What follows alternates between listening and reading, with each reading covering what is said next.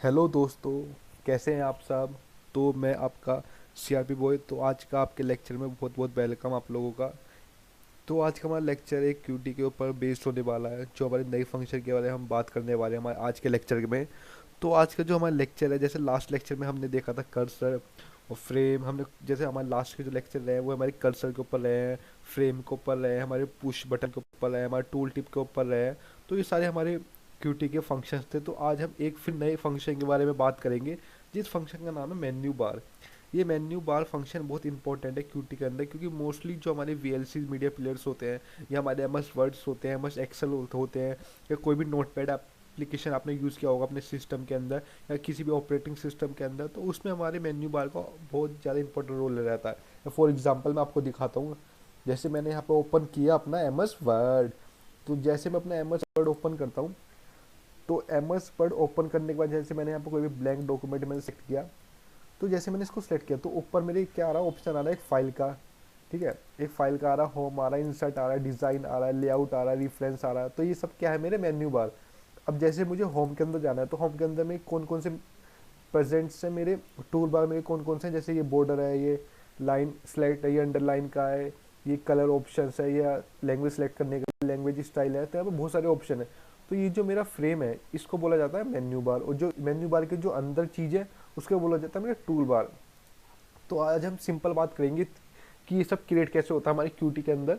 तो आज हम बेसिक सा एक मेन्यू बार ऑप्शन बनाएंगे, उस मेन्यू बार के अंदर एक सिंपल एक टूल बार बनाएंगे जो सिंपल वे में होगा।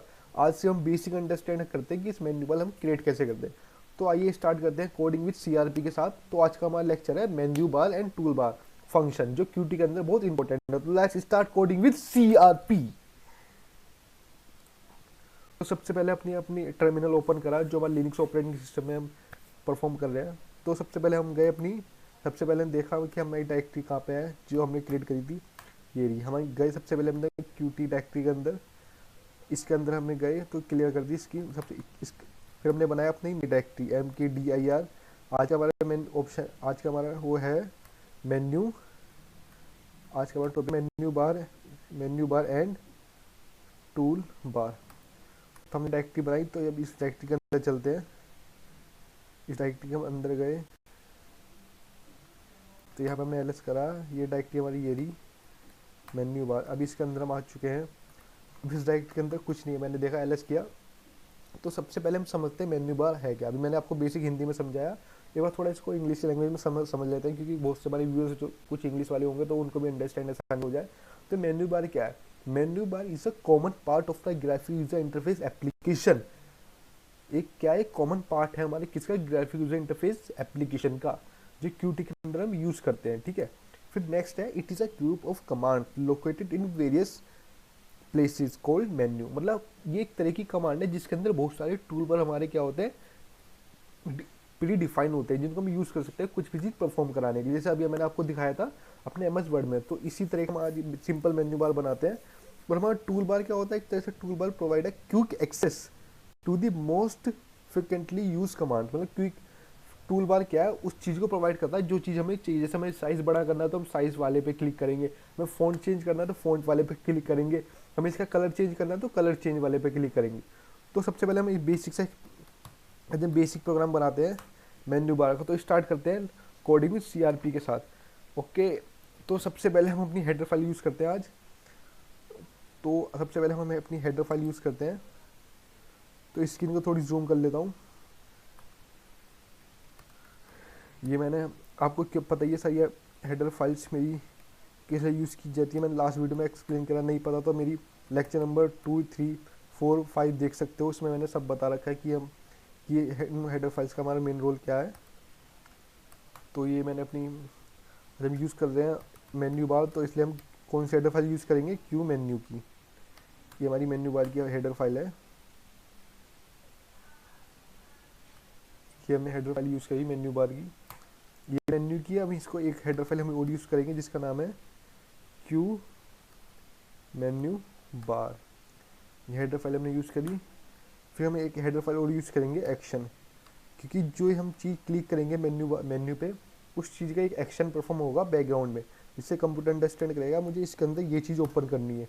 तो इसलिए हम इसको एक एक्शन हेडर फाइल होती है प्री डिफाइन क्यूटी के अंदर हम उसको यूज़ करेंगे। ये हमारी हेडर फाइल्स हो गई जो हमारा आज मेनली रोल है इनके ऊपर। ये तो हमारी बेसिक हेडर फाइल्स है जो हर एप्लीकेशन में यूज़ होती है। और ये जो 3 चीज़ें ये हम यूज़ करेंगे जिससे हम कोई भी मेन्यू बार के अंदर एक टूल बार क्रिएट कर सके। तो सबसे पहले हम बनाएंगे अपनी क्लास। आपको पता है क्लास कैसे बनती है, नहीं पता तो मैं लेक्चर नंबर 4 या 5 में आप देख सकते हो, सिंपल एक्सप्लेन किया है, बहुत बेसिक है। तो सबसे पहले हमने बनाई अपनी क्लास। क्लास के अंदर लिखा पब्लिक के अंदर मैं लिखूँगा क्यू विजिट। क्यू विजिट के अंदर मैंने इसको स्टार्ट किया बनाना। तो सबसे पहले यही स्टार्ट करके हमने अपना यहाँ पे हमने अपने क्लास का नेम लिखा सिंपल के अंदर मैंने लिखा क्यू विजिट। फिर मैंने एक पॉइंटर वेरिएबल डिक्लेयर करा इसके अंदर जो जिसका नाम है पेंटर। फिर मैंने उसको क्या कर दिया, नल पीटीआर कर दिया, मैंने उसको खाली कर दिया पॉइंटर को। फिर करने के बाद मैंने इसमें एक प्राइवेट मैंने बनाया इसमें। जैसे मैंने पब्लिक बनाया ना, एक प्राइवेट बनाया मैंने। प्राइवेट मैंने इसलिए बनाया क्योंकि मैं कोई भी एक्सटर्नल फंक्शन यूज़ करूँगा। जैसे मैंने एक्सटर्नल अभी क्या यूज़ कर रहा हूँ इसमें, मेन्यू बार। तो मेन्यू बार में इसके अंदर डिक्लेयर करूँगा, इस प्राइवेट के अंदर, या इसमें आप कोई भी फंक्शन डिक्लेयर कर सकते हो, या आप इसमें खुद का फंक्शन डिक्लेयर कर सकते हो। जैसे सी में बनाते थे ना अपने खुद का कोई भी, जैसे मैंने एडिशन का फंक्शन बनाया, सब्ट्रैक्शन का फंक्शन बनाया, मल्टीप्लिकेशन का फंक्शन बनाया, स्वैप का फंक्शन बनाया। तो इस तरह के आप फंक्शन क्यूटी के अंदर ही बना सकते हैं। वो सारे फंक्शन हमारे प्राइवेट के अंदर लिखे जाते हैं। तो इसके अंदर मैंने एक फंक्शन बनाया आज। फंक्शन नहीं, मतलब ये प्री डिफाइंड फंक्शन है क्यू मेन्यू बार, और इसका मैंने नाम दे दिया मेन्यू।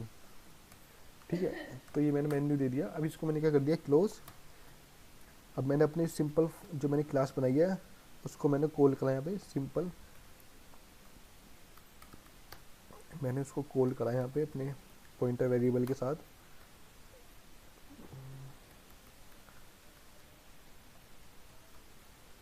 ये कॉल करने के बाद मैंने ये मेरी फंक्शन कॉल हो गया।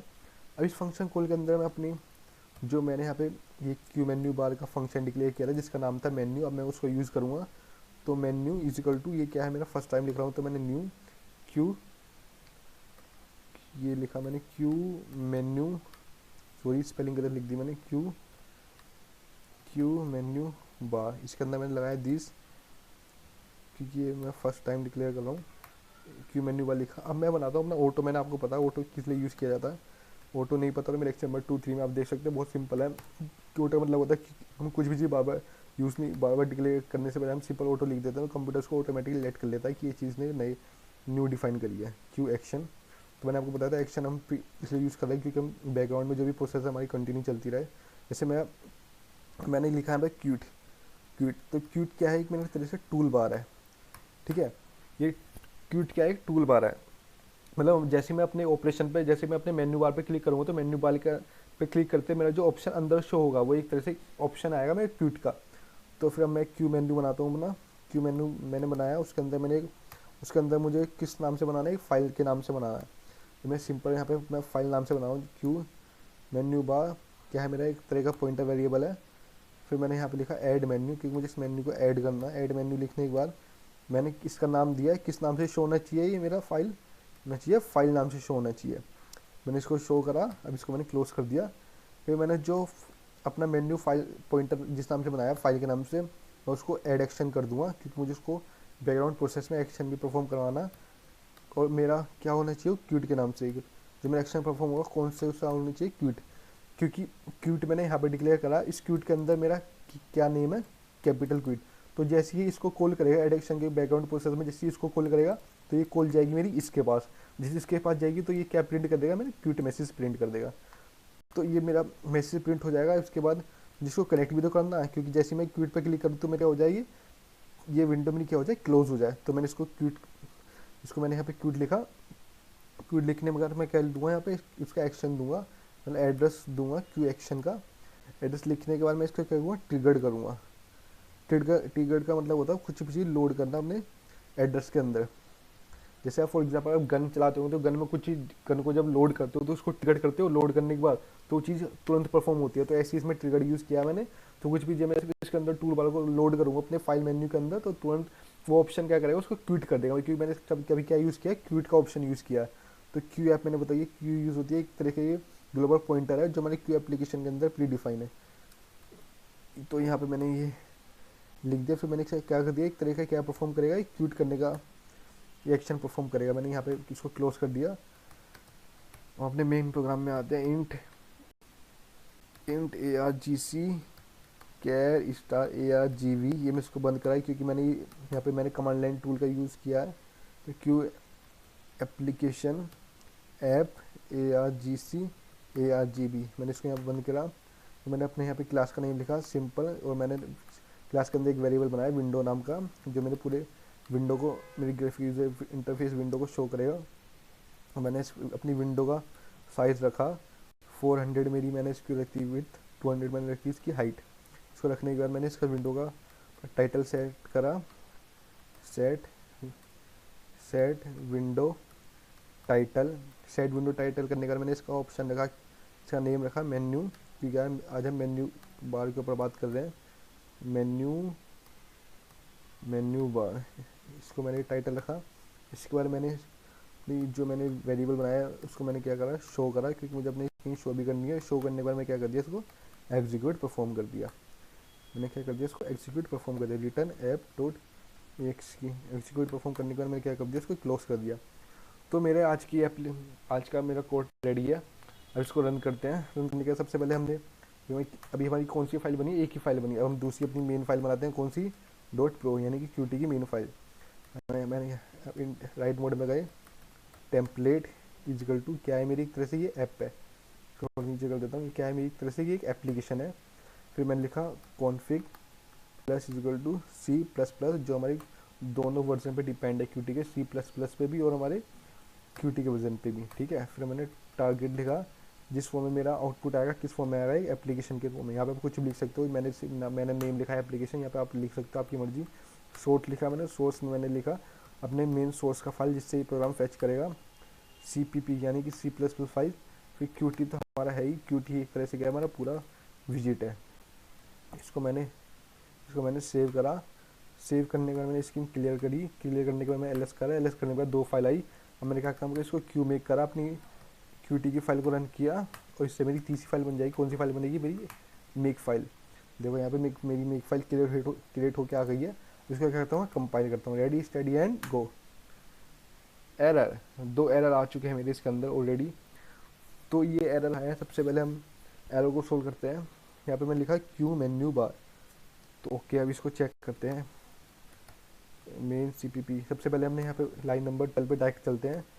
12 पे हम यहाँ पे मैंने कॉमन लगाया, तो यहाँ पे हम लगाते हैं अपना पहला कोमा। और सॉरी यहाँ पे मैंने लिखा था, यहाँ पे मैंने डिक्लेयर किया था मेन्यू,